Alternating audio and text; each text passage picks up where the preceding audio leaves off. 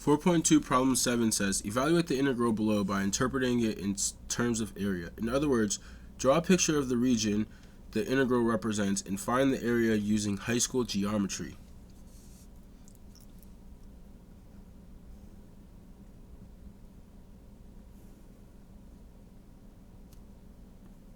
And so we're given the function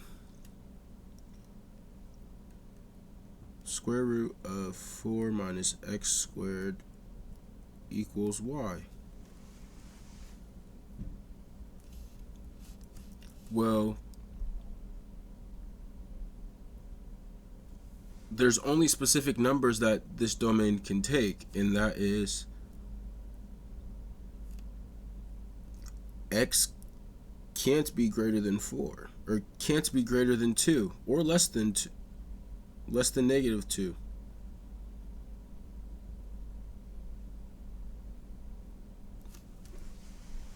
So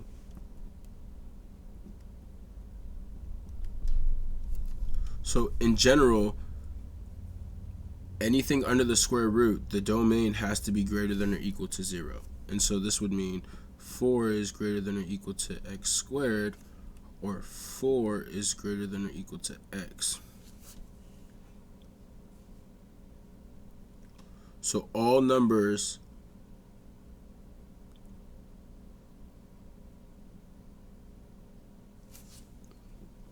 I apologize, that's my error. So from here, we take the square root of both sides.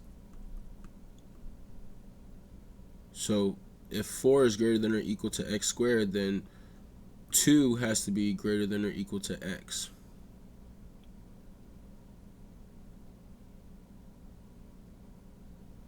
So this is one of the bounds, 2. Well, that would be negative 2 as well because of this value. Because x can be greater than or equal to 2, or x is less than or equal to negative 2. And these are the values which would not work for the function. Because observe, what happens when we plug in a 3?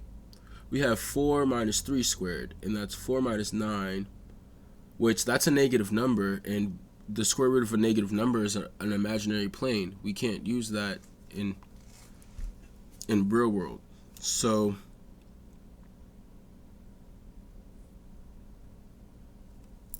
how we would set this up is, we know that the interval goes from negative 2 to 2, and these are x values.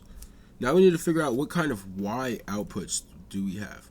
Well, since the square root of a negative is non-existent, could we ever have a negative square root?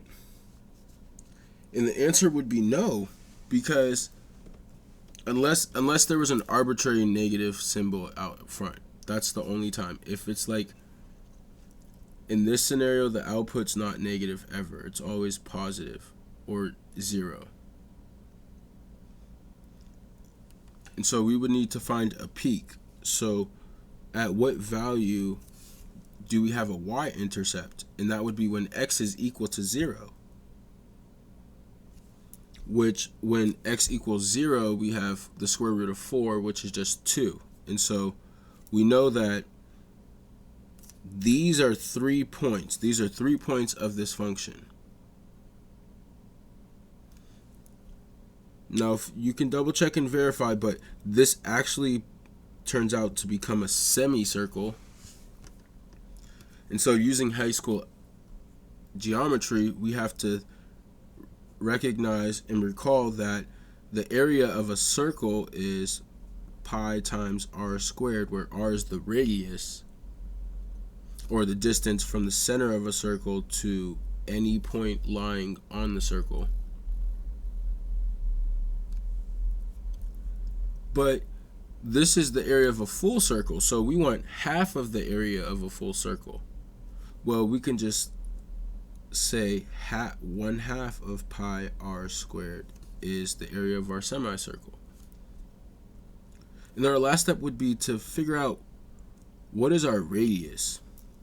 Well, if it's the distance from the center of the circle to any point on the circle, we know that the distance has to be 2.